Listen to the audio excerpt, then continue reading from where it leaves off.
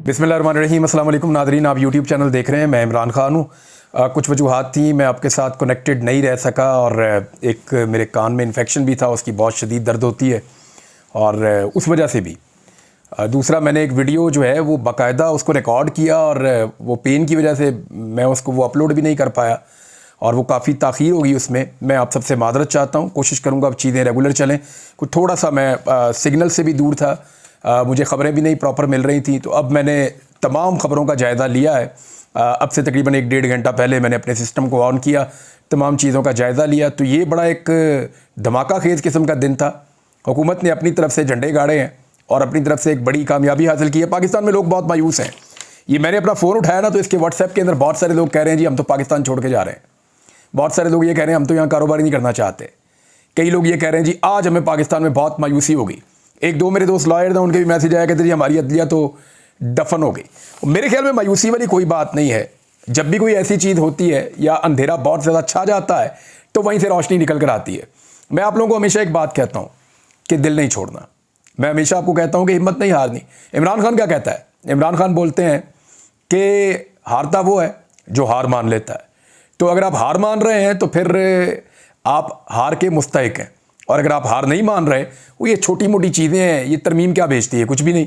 अभी सबसे पहले जो है वो सेनेट को इन्होंने चुना और सेनेट में तरमीम करने की कोशिश की पहले, और वहाँ पे 65 का फिगर इन्होंने बताया कि जी हमने पूरा कर लिया है। अच्छा, ये फिगर कैसे पूरा किया है? इसके अंदर दो तो बेचारे वो मेंगल साहब के सेनेटर्स हैं।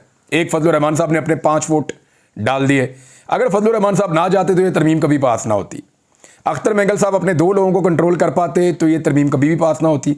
लेकिन जो कुछ किया गया वो सबके सामने है। जैसे मास्क वाले लोग उनको लेकर आ रहे हैं, जैसे सेनेटर्स को पहुंचाया जा रहा है, ये भी अपनी नौयत की एक कमाल किस्म की जो है वो तरमीम थी। इसने निज़ाम को पूरी तरह नंगा किया। इस तरमीम के लिए लोगों को अगवा किया गया, लोगों को तशद्दुद किया गया, लोगों की बहुओं को, बेटियों को, बीवियों को, उनको अगवा किया गया, उनके ऊपर तशद्दुद किया गया, उन्हें जो है वो मजबूर किया गया, बच्चों को अगवा करके उन पर टॉर्चर किया गया। प्लास के साथ साहबजादा हामिद रज़ा बता रहे थे।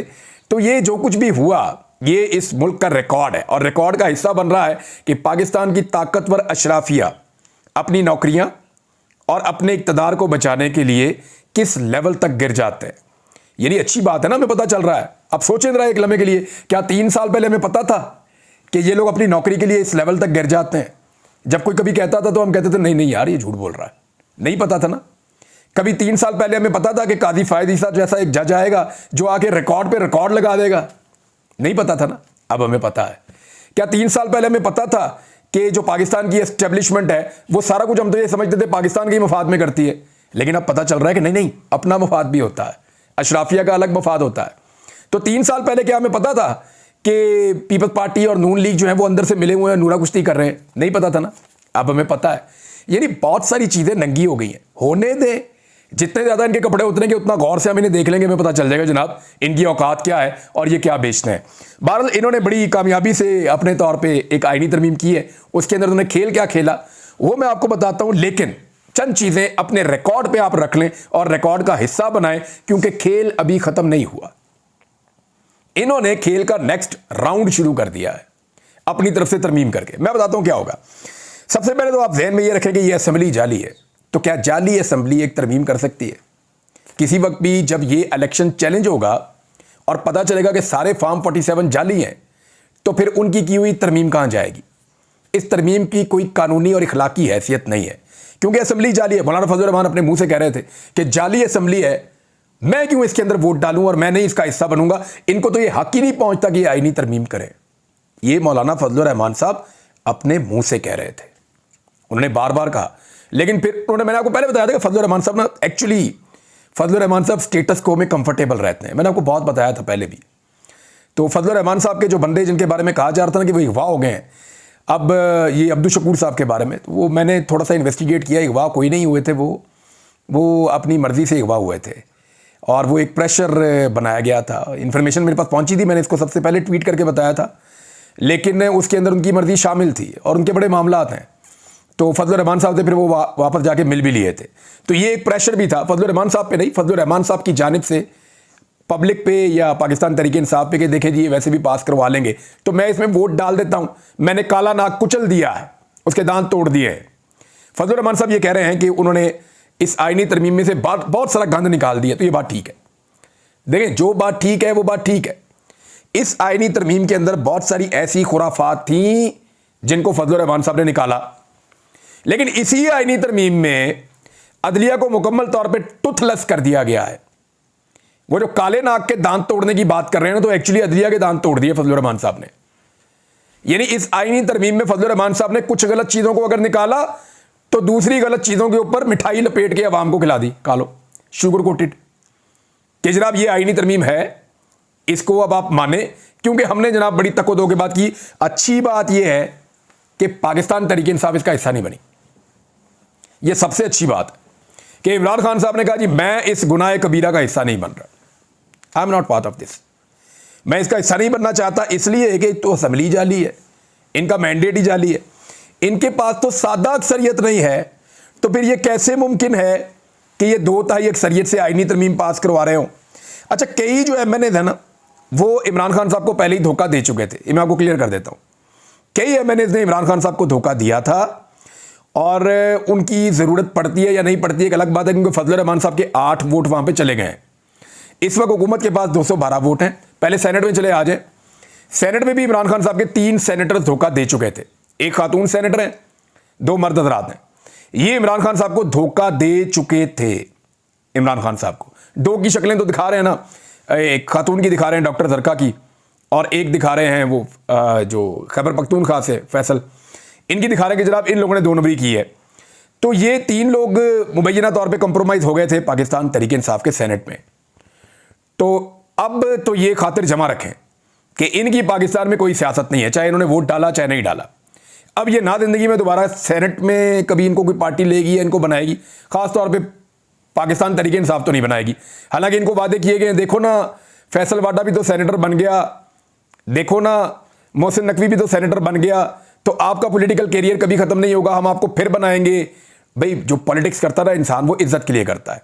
अगर तो आपने पैसे कमाने के लिए की है तो ठीक है, फिर तो आपने खोला हुआ है बाजार, उसके अंदर बेचें अपने आप को, लेकिन एक्चुअली तो इज्जत कमाने के लिए करता है। तो इज्जत के लिए अब ये लोग तरसेंगे, ये जहां जाएंगे इज्जत के लिए तरसेंगे। इन्होंने वोट नहीं भी डाला ना तो ये ब्लैकमेलिंग के लिए इस्तेमाल हुए हैं।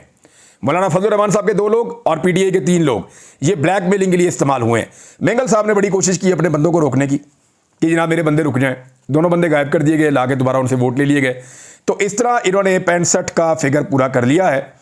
और फजलुर रहमान साहब का जो है मैंने किरदार आपको बताया था, वो ज़रा कंफर्टेबल रहते हैं एस्टेब्लिशमेंट के साथ या स्टेटस को के साथ।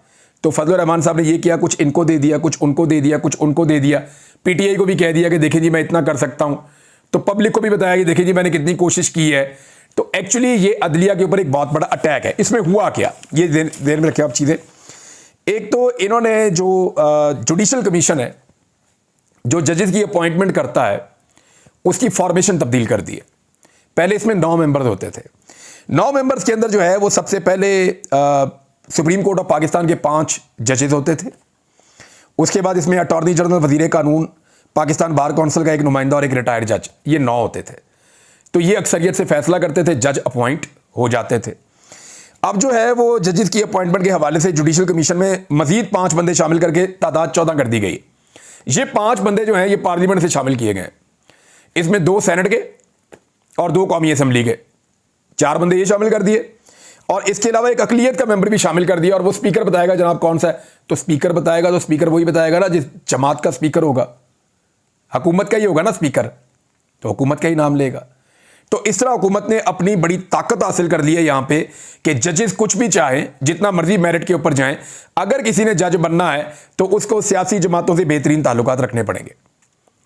3 सीनियर जजेस में से ही एक जो है वो चुना जाएगा और उसको बनाया जाएगा चीफ जस्टिस ऑफ पाकिस्तान। अगर तीसरे नंबर वाला इनकार करता है तो चौथे वाला तीसरे पे आके शामिल हो जाएगा, ये भी मुमकिन है। मुझे एक दोस्त ने कहा कि ये भी हो सकता है। तो अगर याया अफरीदी साहब ने कहा जी मैं नहीं बनता, तो फिर जस्टिस अमीनुद्दीन खान साहब बन जाएंगे। और कोई पता नहीं याया अफरीदी साहब बने तो होगा क्या, क्योंकि देखिए काजी फायद ईसा साहब जैसा जज नहीं मिलेगा। ये आप मेरे से लिख कर लें कि अगर काजी फायद ईसा साहब के करीब कोई जज पहुंच सकता था, तो बहुत सारे जो लोग रिपोर्टिंग करते हैं कोर्ट में, या कि वो कहते हैं जस्टिस अमीनुद्दीन खान साहब के अंदर ये काबिलियत है कि वो काजी साहब के करीब पहुंच सकते थे, लेकिन काजी साहब का रिकॉर्ड नहीं टूट सकता।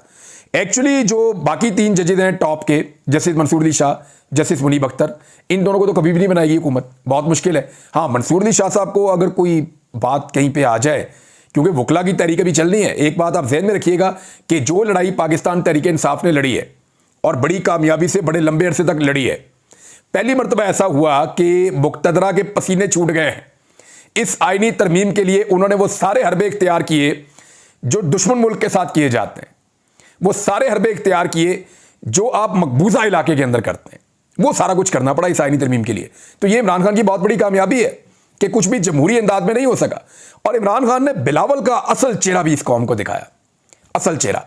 यानी बिलावल अगर जिंदगी में कभी बोले ना कि वो जमहूरी है, तो आपने इस बात पे यकीन कर लें, क्योंकि बंदा रात को ये कहेगा ये दिन है तो आप मान लेंगे ठीक है दिन है, लेकिन बिलावल बोले कि मैं जमहूरी हूं तो इसको अब नहीं मानेंगे हम। उसकी वजह यह है कि बिलावल ने सरेआम धमकियां लगाई हैं, सरेआम धमकियां लगाई हैं। और सबसे ज्यादा जोर बिलावल किस चीज पे दे रहे थे? बिलावल भी और नवाज शरीफ भी, ये दोनों लोग सबसे ज्यादा जोर मिलिट्री कोर्ट्स पे दे रहे थे ताकि इमरान खान साहब को फिक्स कर सकें। बहरहाल आज हम जरा अदालत के ऊपर रहेंगे। ये लड़ाई जो है वो अब पाकिस्तान तहरीक इंसाफ के कैंप से निकलकर ये गले पड़ गई है अदलिया के। अब जो खास तौर पे नौजवान वकला है उनके अंदर बड़ी पहले ही बेचैनी थी। उन्हें लगता था कि उनकी जो सीनियर क़यादत है वो कुछ ना कुछ करके इस सारे मामले को रोक कर रखेगी और इतना बड़ा पाकिस्तान के अंदर खराबा नहीं होने देगी अदलिया में। अब अदलिया के तो तोड़ दिए गए दांत, सो मोटो नोटिस अदलिया ले नहीं सकती, तमाम जजेस जो है उनकी कारकर्दगी रिपोर्टें जो है पार्लियामेंट में बनेंगी। ये अमेरिका में अच्छा लगता है, उसकी एक वजह है। अमेरिका में इसलिए अच्छा लगता है कि वहां फॉर्म 47 के ऊपर कोई नहीं आता। वहां पे जो है वो एक सरकारी ऑफिसर बैठ के पार्लियामेंट नहीं चला रहा होता यूनिफॉर्म में। अमेरिका में ऐसा नहीं होता। पाकिस्तान में जो है वो रियल डेमोक्रेसी नहीं है। तो जिस मुल्क में जमहूरियत ही नहीं है, जहां पे औरतों और बच्चों को उठा के जो है वो आईनी तरमीम करवाई जा रही है, उस मुल्क के अंदर वो वाले कंप्रोमाइज पार्लियामेंटेरियंस वो करेंगे जजेस का एहतसाब। हद हो गई वैसे, जहां पे आधी पार्लियामेंट के ऊपर अपने मुकदमे बने हुए हैं। खुद इन्होंने करप्शन की हुई है, लीडरशिप ने करप्शन की हुई है, अपने सवालों के जवाब आज तक नहीं दे सके कि पैसा कहां से कमाया, मनी ट्रेल नहीं दे सके। वो लोग अब जिनके केसेस जजों के पास चलने चाहिए, अब जजों की कारकर्दगी का जायजा वो लोग लेंगे। यानी उल्टी गंगा इस मुल्क में अब बहेगी। और ये फजल रहमान साहब ने इसके अंदर रोल प्ले किया। फजल रहमान साहब ने, देखें, जहां नेगेटिव है वहां थोड़ा पॉजिटिव भी है। नेगेटिव तो फजल रहमान साहब का यही है ना कि उन्होंने अदलिया के दांत तोड़ दिए और कुछ चीज़ें ऐसी की जो मुल्क के अंदर बेहतर नहीं है। यानी अब आईनी बेंच बनाएंगे। यहां एक और सवाल पैदा होता है, आईनी बेंच बन जाता है 5 जजों का, फर्ज करें वो 5 जजेस एक फैसला देते हैं एक खास मसले के ऊपर, लेकिन उनसे पहले 10 सुप्रीम कोर्ट के जजेस ने उसी मसले पे फैसला दिया हो, तो फिर तो सुपरसीड हो जाएगा जो 10 जजेस का फैसला है। ये तरामीम बड़ी कमजोर है। मुझे अभी भी ऐसा लगता है कि मामला अल्टीमेटली अदालत में जाएगा। और अगर ये मामला सुप्रीम कोर्ट ऑफ पाकिस्तान में चला गया काजी फायज ईसा साहब के जाने के बाद और इसके ऊपर फुल कोर्ट बन गया, तो इस तरमीम का इन्ना लिल्लाहि व इन्ना इलैहि राजिऊन हो जाएगा। मैं आपको ये बता रहा हूं अभी कि बहुत मुमकिन है कि ये लड़ाई चली जाए अदलिया में, और अदलिया में जो भी चीफ जस्टिस हो वो अगर फुल कोर्ट बनाएगा तो ये तरमीम जो है वो कलदम हो जाएगी और एक नया बहरान इस मुल्क में शुरू हो जाएगा। वकला तहरीक होती है या नहीं होती, क्योंकि देखें वकीलों की बहुत बड़ी तादाद में ये बात एक दफा नहीं कई बार कही है। वकला बार बार ये कहते चले जा रहे हैं कि हम जस्टिस मंसूर अली शाह के अलावा किसी और को चीफ जस्टिस ऑफ पाकिस्तान नहीं मानेंगे। अब देखना यह है कि यह हुकूमत जस्टिस मंसूर अली शाह साहब का रास्ता कैसे रोकती है। क्या वकला दमादम मस्तकलंदर करते हैं या नहीं करते? अभी तक तो वकला ने कोई बहुत बड़ा काम नहीं किया। हाँ, एक चीज मुझे कहनी पड़ेगी कि पॉलिटिकली भी इस चीज को हैंडल किया जा सकता था और माहौल बना हुआ था।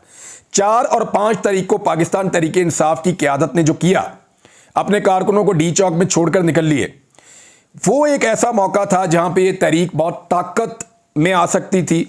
पूरे मुल्क के अंदर इमरान खान साहब ने एक जाल बिछाया हुआ था एहतजाज का। उनका पूरा एक प्लान था जो इंतजार हुसैन पंजूता साहब दे रहे थे।